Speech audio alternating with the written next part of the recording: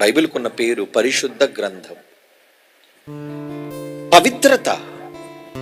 ఎందులో పవిత్రత? దేనిలో పరిశుద్ధత? రాయించినది దేవుడు గనుక తన పిల్లలందరి కోసం ఆయన మేలును యోచించి రాశాడు నిష్పక్షపాతంగా. భూమి మీద ఉన్న వాళ్ళందరం ఆయన ఏమని ఈ గ్రంథంలో రాయించాడు అంటే చూస్తారా?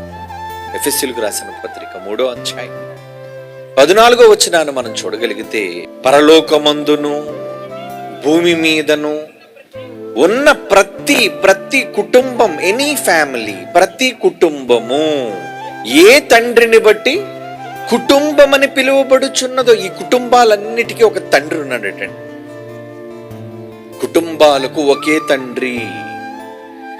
ఏ తండ్రిని బట్టి కుటుంబం అని పిలువబడుచున్నదో అంటే ఎంత చక్కటి సామరస్యాన్ని,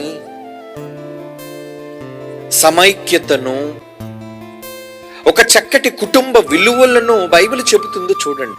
ఇది పరిశుద్ధ గ్రంథం ఎందుకు అయింది? పవిత్రమైన గ్రంథంగా దీన్ని ఎందుకు మనం చదవాలి అని మనం ఆలోచించి కదా నిర్ణయం తీసుకోవాలి. ఎవరో చెప్పిన తప్పుడు మాట విని అపార్థం ఎందుకు చేసుకోవాలి? గ్రంథాలయాల్లో ఈరోజు ఎన్నో పుస్తకాలను మనుషులు చదువుతున్నారు. మంచిది, చదవండి. మరి ఆ పుస్తకంతో పాటు ఈ పుస్తకాన్ని కూడా ఒకసారి చదవండి. చదివితే తప్పేముంది? చదివితేనే కదా అందులో ఉన్న విలువలేంటో, నిజాలేంటో, లోకం చెబుతున్న అబద్ధాలేంటో అనేది మనకు అర్థమయ్యేది.